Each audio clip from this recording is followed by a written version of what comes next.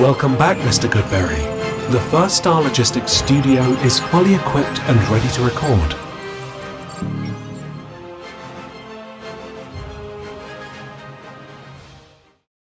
Welcome back to a very special edition of Bengals on the Brain, presented by First Star Logistics. I'm your host, Joe Goodberry, and we are in Cincinnati. A rare occurrence, but we do try to get down here a couple times a year. We're in the First Star Logistics headquarters in Cincinnati.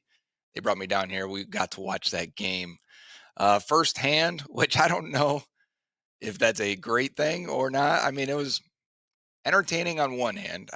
It's funny because I on my Twitter feed, all like the football people I follow from all these other teams that cover all these other teams are like, what a game. And I'm just sitting here like, really? Really, what a game? We're not feeling that so much here. But with all the angst and energy that you guys are all feeling, it's great because, I kind of feel like this was heading down this path for a while now, but you guys, Bengals fan base, pretty motivated. So I went on Twitter, I posted on X, hey, give me your questions. What's on your mind? Because I could tell I've been getting flooded. I mean, I didn't look at the analytics or anything on my Twitter account, but I bet my mentions are pretty heavy the last 24 hours, and for good reason. We've got a lot of milestones coming up here. We've got the bye week with the Bengals. We have the trade deadline on Tuesday. And the Bengals today said they don't expect any coaching changes. Zac Taylor talked to the media today, and I'm recording this on Monday. Said I don't expect to see any changes with the coaching staff. He believes in his guys. He believes in Al Golden. He believes in all the coaches he's brought in. He even went as far as defending some of the players and saying, Chase Brown probably was out of line in his comments, which I see by the comments there, people are pretty fired up about that. I think Zach's trying to save what he can on the defensive side. Meanwhile, Al Golden says it's not the personnel, that he's happy with the personnel and the players on the field, and they will get it figured out, which just fires you guys up even more. So I took your questions on Twitter, on X, and the first one here is from Westchester Kid. He says he's a 56-year-old Bengals fan. And basically I picked his because a lot of people had the same question. We had over 60 questions. This was the most common. Where do we go from here? And what faith should we have in the organization? I'm kind of tying these two together. I'm using Westchester Kids as the basis for this, for all the questions that people had, because I think it goes hand in hand. Number one, where do we go from here? And with the trade deadline being on Tuesday, lots of reports about Bengals players. Adam Schefter has talked about the Bengals are getting calls on Logan Wilson. I think he was on the Pat McAfee show. I just saw a clip of this a few minutes ago before recording, and he said, he was basically making the case, you're not using Logan, so why wouldn't you trade him? And I think that's probably the sentiment we have heard over the years from other teams that have tried to acquire players that the Bengals aren't using.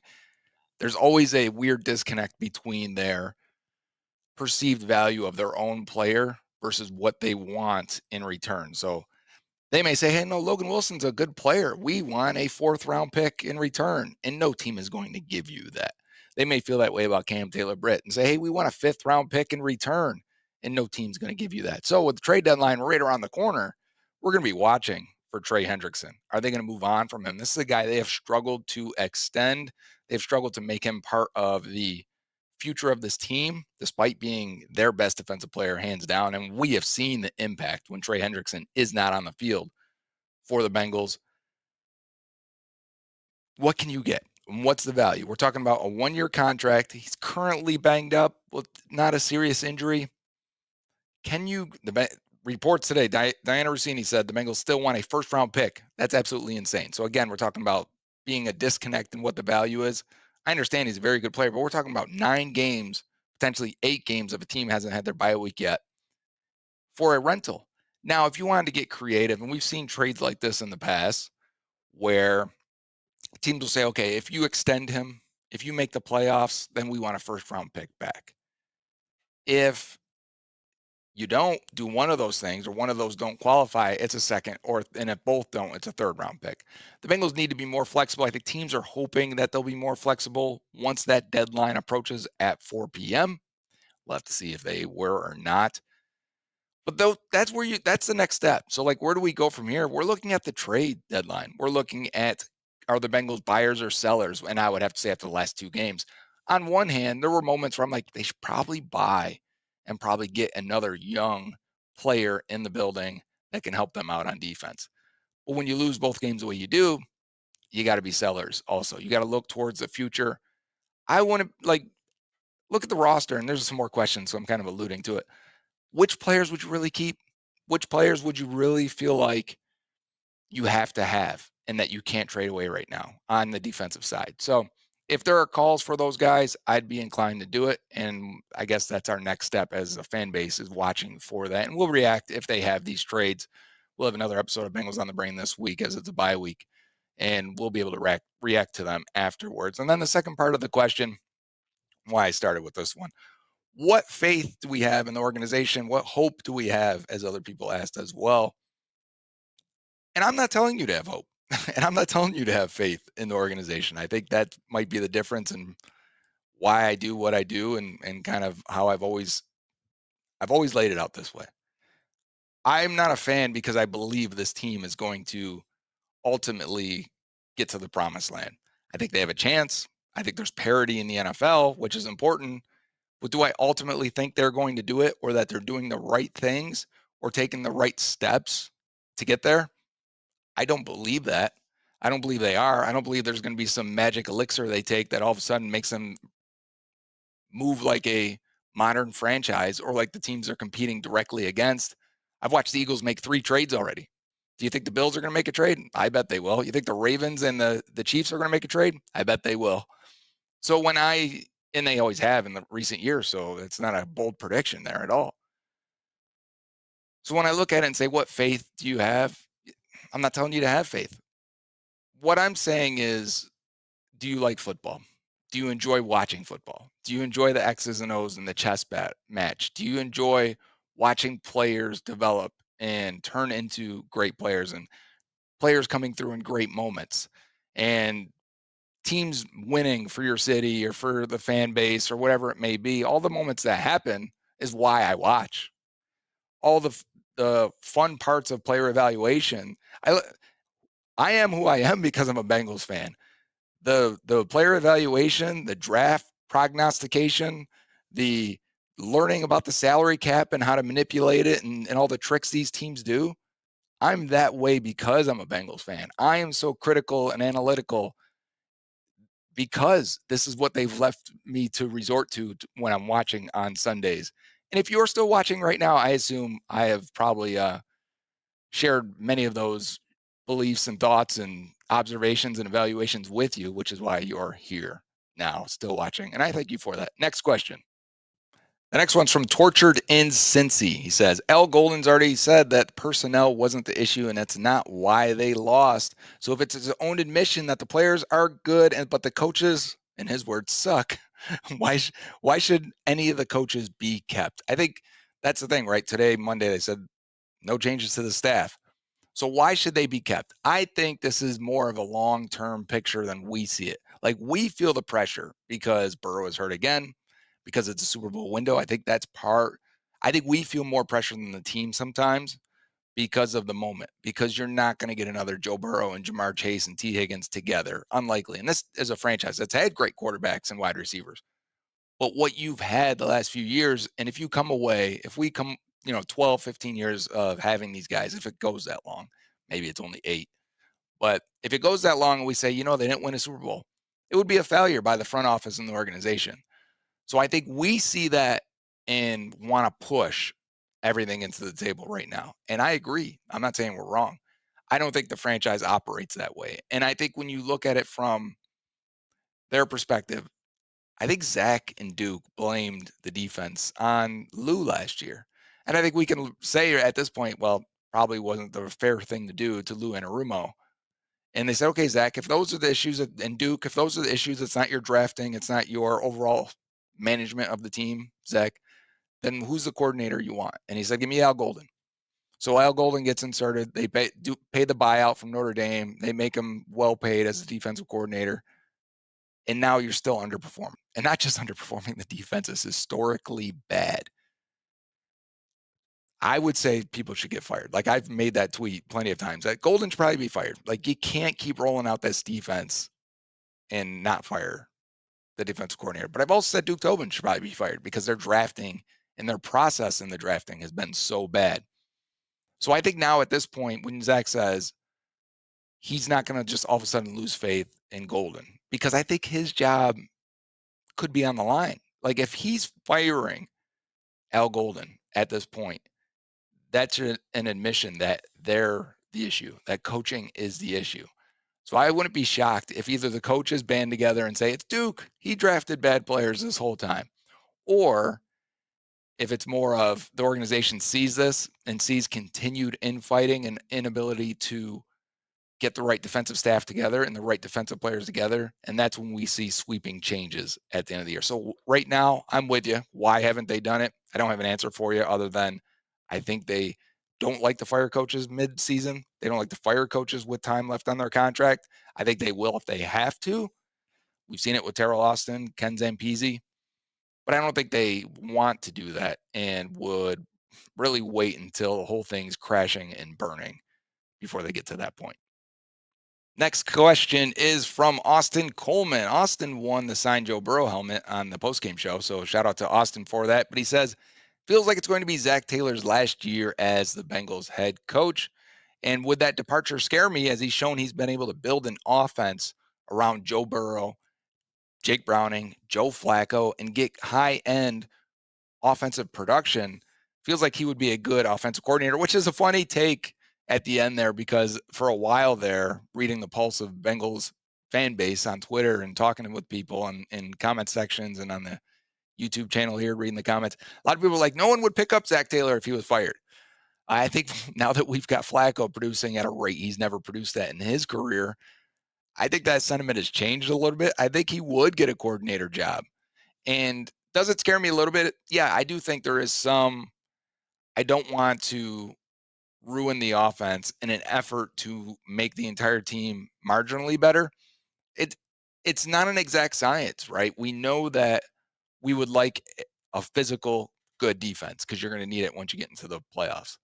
But I also need an offense that can stand on its 2 feet and rely on a quarterback to produce at a high level, to get Jamar Chase to produce at a high level. Like, you want those things. Would we take a top 12 offense instead of a top 6 offense with these weapons? And just, it's still good, but then say you had a top 12 offense and a top 12 defense. That's a pretty good team. But would we be upset that this team offense isn't maximized?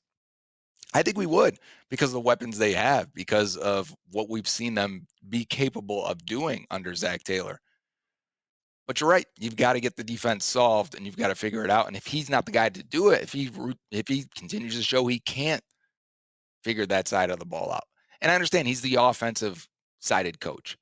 Like, those guys tend to hire guys on the opposite side of the ball. If you're a defensive coach, you hire an offensive guy to run the offensive side.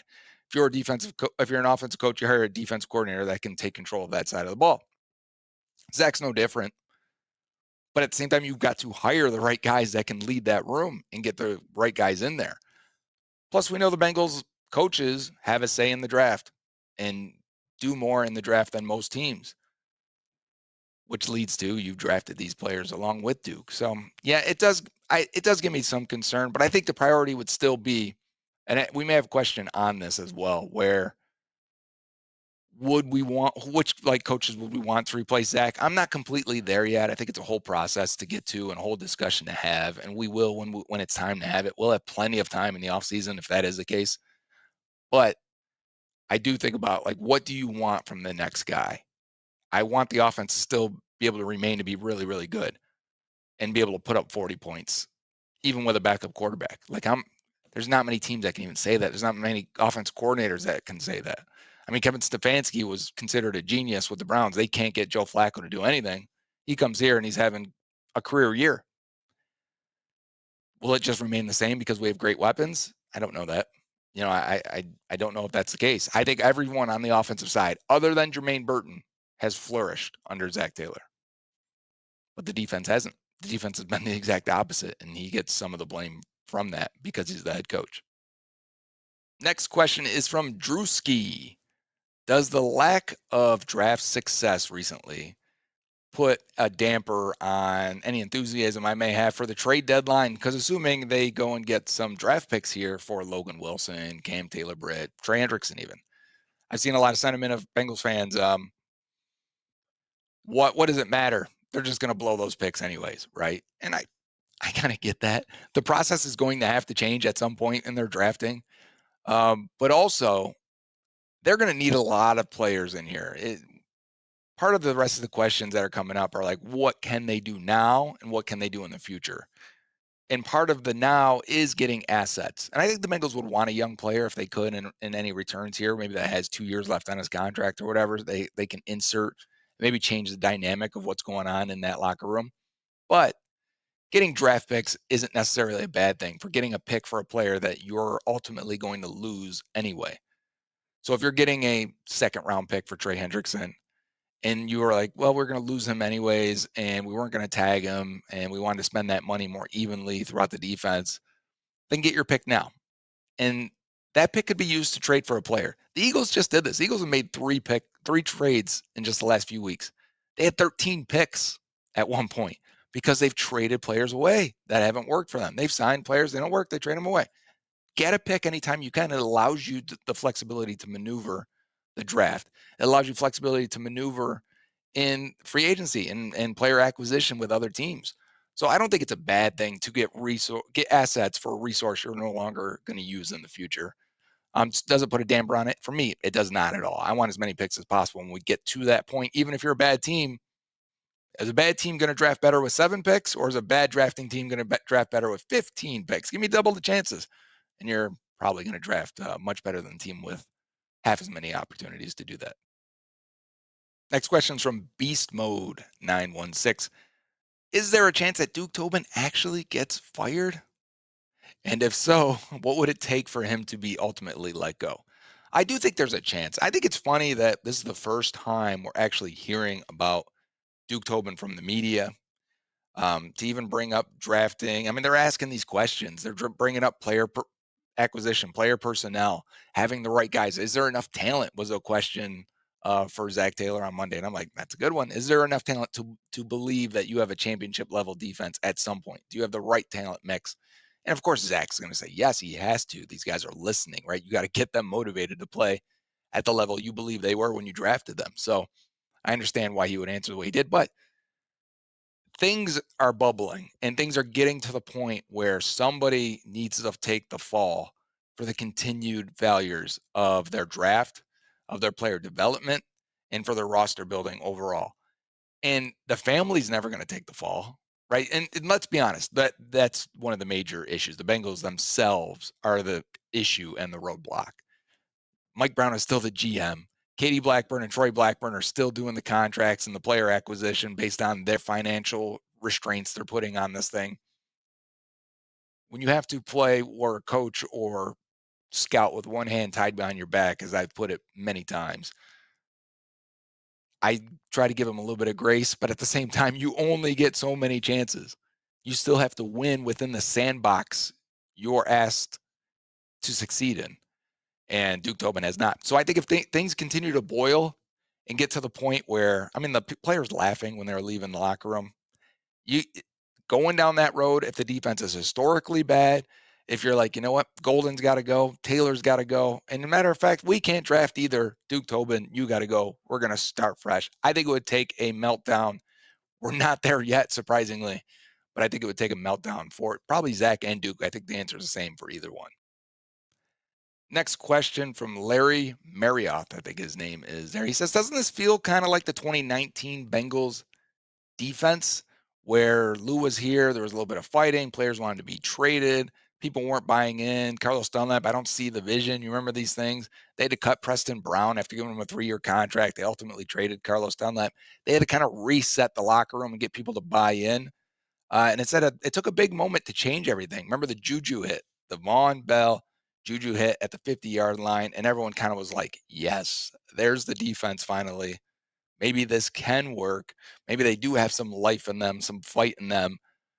Can a moment change everything? Is what Larry asked. And that's a great question because even at that time, I mean, they were bad, right? They we couldn't get Andy Dalton to perform at a decent level. I think they started 0-8. They bench him on his birthday.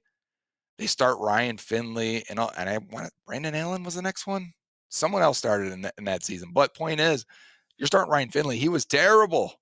They're going into that game, that primetime game against the Steelers, and they were huge underdogs, double digit, big time underdogs. And they win and they sneak it out. And the defense was physical and they're hitting and they've defended Paul Brown Stadium very, very well that night. That was an amazing game in the arc of the Joe Burrow era Bengals, the Zac Taylor Bengals. But it wasn't predicted and it wasn't expected. And maybe that's why. So it's hard to say for me that could a moment change it? Yeah, it could. They would have to start just playing better, being physical, making tackles. I think that's the common thread that the coaches have been saying after every poor performance by the defense. We just need our fundamentals. We just need good angles. We need to be physical, fast, and tackle well. They're not wrong. If you can do that, it get you on the right track pretty quickly on defense. But is there a Von Bell there? Remember that when they signed Bell, he was like right away captain, first guy in, last guy out type. He wasn't the most athletic, but he was a good dude and a leader. And he instantly, with that hit, was a Bengal. And we were very happy to have him. So, do they have that guy on the team? Al Golden shouted out Geno Stone, which was funny. Said, we got good guys on the team like Geno. We need to see. I don't think Geno's a hitter like that. But if he did, that'd be a welcome change for this Bengals defense. So, hopefully, that moment's coming. Next question from Tanner Bush 75. Should the Bengals be looking for young players or strictly draft picks at the trade deadline? It's a quick one, easy one. I touched on this. I think they should be looking for some young players if they can. If you ask me, like the previous question was, their lack of drafting success, does that put a damper on it? If you feel that way, try and get young players. Tavondre Sweat, who they liked who was drafted round 2 for the Titans, they probably would have drafted him if he was available instead of Chris Jenkins. Like, there's a guy with 2 years left on his deal. You want to go out and get Tavondre Sweat? Do you want to get some young guys that other teams are maybe ready to cast off? If there was a McKinley Jackson on someone else's team, I'd be interested. If there was a Cam Taylor-Britt, someone I think I could rebound and get them to play at a higher level, I'd be interested in that. Now, those aren't players that are going to change your defense, but a guy I think about is Emmanuel Forbes, who was cut last year and was available for anyone on waivers. He had 3 passes defense and an interception against the Saints on Sunday. Like, if there's valuable players that you had high grades on as draft prospects, yeah, I would take them in. Plus, I think they need to change up the dynamic of what's going on the defensive side of the ball. And in that defensive room, they need a leader really bad. If you could trade for a Roquan Smith, remember when the Ravens traded for Roquan and they were kind of lost on the defensive side, and they go get that guy at the deadline and their defense rebounds right away. Not saying actually give me Roquan Smith, but if there was another guy like that was available, I'd be interested in that. So I don't think it has to be strictly picks. Picks make sense, but if you can also get a player and think it's an impact guy, I'm in. Next question is from John Ron 558. Does Flacco's success with this offense make me think differently about Joe Burrow at all? Meaning, we see Flacco the way he's playing. We see the offense still putting up 40. Maybe Joe Burrow's not as good as we thought. That's a common question people have had recently. And I think this question also came up when Jake Browning was doing really, really well. I still believe Joe Burrow is an elite quarterback and the offense was better under Burrow. Now, the run game has never been better than it is right now under Zac Taylor. That's a huge impact on pass protection, on offensive line success, on your quarterback's ability to sit in the pocket and make reads because he's got that little bit of extra time because the line's playing better, because you're in more advantageous situations, you're ahead of the sticks. So all of these things, I still have more faith in Burrow if I can get those situations more often. But I do think it lends. The question is, I'm not with it. Like, I think Burrow is completely better. But I think underlying there is, how do we get Burrow protected this well? How do we get a run game around Burrow this good? And can we lessen the hits on Burrow by getting the ball out more often? Now, people have confused that because they see Flacco doesn't take as many sacks as Burrow does. And they think the line must be protecting better for Burrow, or for Flacco, or that Burrow must hold the ball longer. Burrow's one of the quickest to release quarterbacks in the entire NFL, has been his whole career. It's him and Tom Brady early in his career. And Flacco's still being pressured about 33% of the time. Burrow's normally in about the 30% range. So he gets rid of the ball quicker. He typically gets pressured a little bit less. The big difference right now is Flacco isn't getting sacked as much when he's pressured. Why? Go back to those plays and watch them. You can watch cut-ups of all the times Flacco's pressured. He will just throw it up, or he'll throw it into the ground, or he'll check it down and maybe throw an interception or maybe not a catchable ball. Burrow's not going to do those things. Burrow's going to, if a guy's not open, he's going to dance around. He's going to try and get away from pressure. He's going to try and make something happen. So you control those hits on Burrow by having a better run game, leaning on that. Maybe you're asking him to drop back and throw less often. And I mean, true drop back, be Superman and read it all out and make the right play type of drop back passing.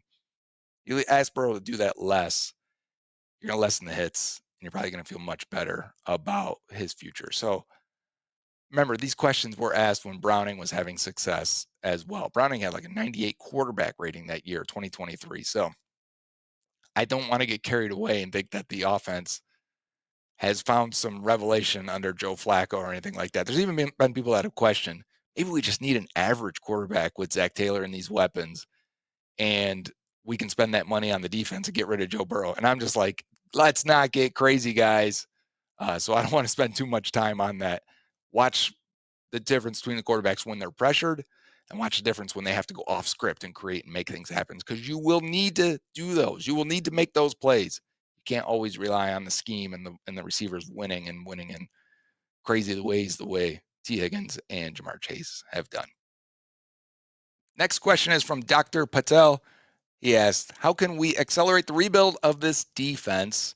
And what would be your 3 biggest steps for the rest of the season and going into the offseason next season? So I think there are really a couple of things here in terms of I would figure out number one, why you can. Let's start one. Number one would be this year. Figure out who is the right guys. And I just don't mean on the football field. I mean in preparation, in the film room, in building your game plan, guys you can rely on, guys that make other players around them better, guys that clean up the communication and make it clear for everyone. So it's hard for us to evaluate that from the outside. Find those guys first. If they're not that, we don't need them. If any of these guys are a detriment to making sure these guys are on the right and same page, we don't need them. From there, which players can develop and get better? Everyone looks bad right now other than DJ Turner. Even Dax Hill is just okay. Everyone else looks bad. TJ Slayton looks okay too. I'd put him more with the Dax Hill. This is another question. Someone that give me like 3 players from the defense you would want to keep. It's Turner, Dax, and TJ Slayton. But you also have these young guys that are here for the next 4 years, at least 3 years after this. Demetrius Knight, Barrett Carter, Shamar Stewart.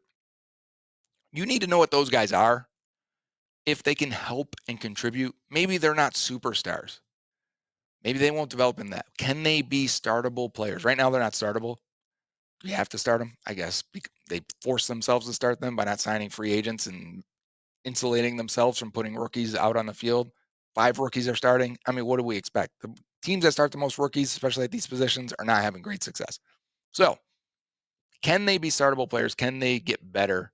Can they develop to where we need them to be? I think there's reason to believe each one of those guys can be better. Now, if they don't, that's rest of the year evaluation. Then you're going to have Miles Murphy for another year. You're going to have Chris Jenkins for another 2 years. You're going to have Jordan Battle for another year. Doesn't mean those guys have to start, but can they be usable players? And if they're not mentally or character-wise the right guys, then just move on and keep it moving. Now in the offseason, I would make a focus on bringing in free agents on the defensive side of the ball. This year, who was it? Oren Burks, TJ Slayton. Is that enough? Let's be honest. Was that enough, guys? It's not. Clearly, they needed more free agents in here. I think where you want to get free agents is dependent on kind of how those guys develop, because Shamar, could be a starter next year. Both linebackers could be starters. But if you get into free agency and there's a guy you like at linebacker, is that going to stop you because you have these 2 young guys? It shouldn't, not unless they take major steps in the future. So I would really base this on, I need to get about 4 or 5 free agent defenders in the offseason. A defensive tackle, a defensive end, a linebacker, a safety. Where can you start young players? Based on all the data and research I've done, you can start young players at safety and corner. They tend to play really well at a younger age, and tend to hit the ground running as rookies. We see it again now. I can post this stuff, like if you want to use PFF grades or whatever, I can post all the rookies at every position. The highest scoring guys are going to be in the defensive backfield. They can rely on their athleticism at a younger age. Their peaks are at younger ages, corner especially. So you can get those guys in there, and that's how you kind of change over the defense a little bit. A couple new starters in the front, maybe a new starter at safety. Maybe you go get your first round pick is Arvell Reese or Caleb Downs, right? And that guy's an instant change to what your defense is and can be. That's how you get your defense to the other side. So those would be the moves I make. I kind of wrap them. I don't know if that's like a 3-step or it's like 5 steps wrapped into 3, but those would be my focuses for that side.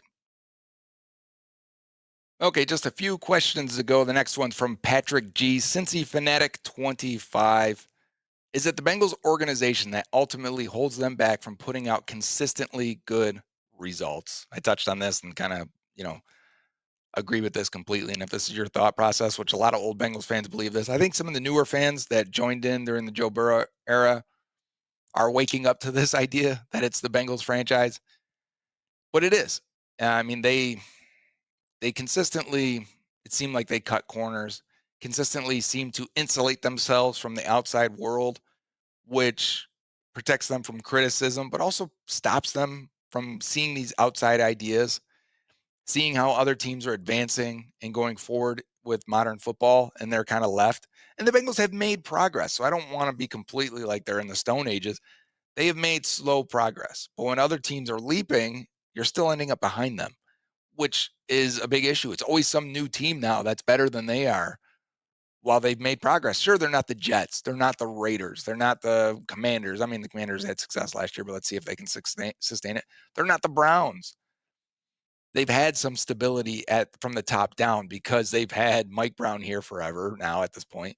They've had Duke Tobin for 25 years. They've really only had Marvin Lewis and Zac Taylor now in the 2000s. That stability will give you a baseline and a floor. And it's also probably why they're not quick to just fire these guys, because that baseline gives them any little bit of advantage that they can muster up. But it does feel like they cut corners and don't do everything they should. We know this because they don't have a GM. We know this because it's Mike Brown's daughter doing the contract negotiations. Like, it doesn't have to be that way. You can be the owner of the team and you can still put football people in charge to make the football decisions if football and winning football is your main priority and not just being the king of the castle because that's your birthright. I think there are steps they can go that they can take. I think they could hire that GM. I think they could get someone in here to negotiate the contracts in a fair way. Well, way the players see is fair, or maybe take more risk in that area. I mean, this is a team that's proud that they're in the bottom of dead cap every year, that they're not wasting money. Meanwhile, the Eagles are at the top and they don't care because they're winning Super Bowls. I mean, like, is it money or are we here to win championships? And then you have the small scouting staff in the league. You don't have a real analytics department. You hold coaches and players longer than you should. Yeah, it's the organization that holds them back. Listen to any former player that talks about it, right? And they're like, yeah, they don't really do this or do that. I went to another team and I was shocked at how they handle things. I think sometimes we, as fans, we are more educated now than we've ever been. We have access to other teams. We see other reporters and other reports from other teams, and we can look at our own and go, I don't know that they're doing everything that they should. And I think it's disheartening. I think sometimes seeing the way the sausage is made makes you not want to eat the sausage. And that's where we're at on that one. Next question is from our man, Wes Harrison. Wes, shout out to you, man. You're a good supporter of the program.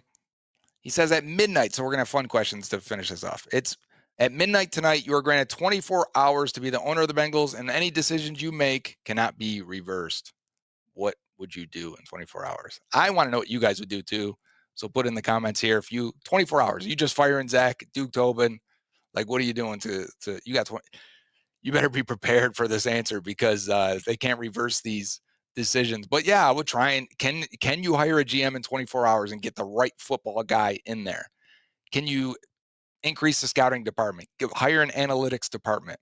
I mean, I would have my eyes on guys that I know, but would they be the best ones for it? 24 hours makes it tough because you can't really interview everyone that you would want to do if you were actually in that position. You'd want an exhaustive research, but if you can't do that and you got to make quick decisions, that's where I would start by putting people in these positions that you couldn't supersede or whatever it would be to get them out of there. I don't know how this magic genie works in this scenario, but if I could get the GM and scouting and drafting figured out, I think the Bengals would be in a much better situation, and I'd feel happy leaving them that way with at least having a plan in behind the decisions they make for sure. Because it feels like sometimes they're rudderless, right? They're just, where are they going with some of these moves they make? And I think at the very least, having someone in that position at the top would give us some sense of direction. And the last question is a fun one from Taylor Cornell. They say, you're at running back and you have to get around a current Bengal defender for $1 million. Who are you taking your chances with? So is it like, and I've seen the comments already from other people that are chiming in on here. Is it Shamar Stewart because he may not even see it and may run the wrong direction anyway? Like, fine, I'll take my chances with Shamar not even being aware that I'm running the ball. Maybe you could put a chair out there to block him. Maybe he'd run right into him. Or would it be, Jordan Battle just go soft on me and not come up and make this tackle? I feel bad saying all this stuff now, but maybe it would be TJ Slayton. And to be honest with you, maybe I'd be like, all right, Slayton, you're the biggest dude there, but you got to be the slowest defender, right? Maybe I could run around him. I mean, I'm running a 6 flat here, and maybe that's just enough to get around him. I don't any of these questions. You ever get these ones where it's like, could you gain 3 yards behind an NFL offensive line? No, I would turn into dust on immediate contact. I'm not doing any of these things. I'm willing to do it. I'm willing to die on the field, but at the same time, I don't want to die on the field. But I appreciate all the questions. Keep it lighthearted there at the end, as we are feeling it right now for Bengals fans in Cincinnati. We feel the pressure. Hopefully the franchise does as well, with no firings or no coaching changes on Monday. Kind of makes you think they're not. And by the time this airs, they may have made 0 trades, or they made a trade at 3 guys. I think that'll probably give us our feeling for the rest of the bye week on how we should feel. How angry should we be? Bengals, I'm telling you right now, if you didn't make any trades, we're going to be very upset for the rest of the bye week. If you didn't check out the episode on Monday with Dave Lapham in the trenches, he and I got together after the game on Sunday night. Dave was very candid about what he's feeling, what he saw in the locker room. He's in there, so like he gets the vibes. And normally Dave's pretty positive. I think I got him to open up a little bit on a few of these questions and discussions back and forth. So make sure you check that out on the First Star Media YouTube channel. Give us a like and subscribe and share with your buddies if this show is right for you. And we'll see you on Friday with a film review of Bengals on the Brain, presented by First Star Logistics. Until next time, Uday.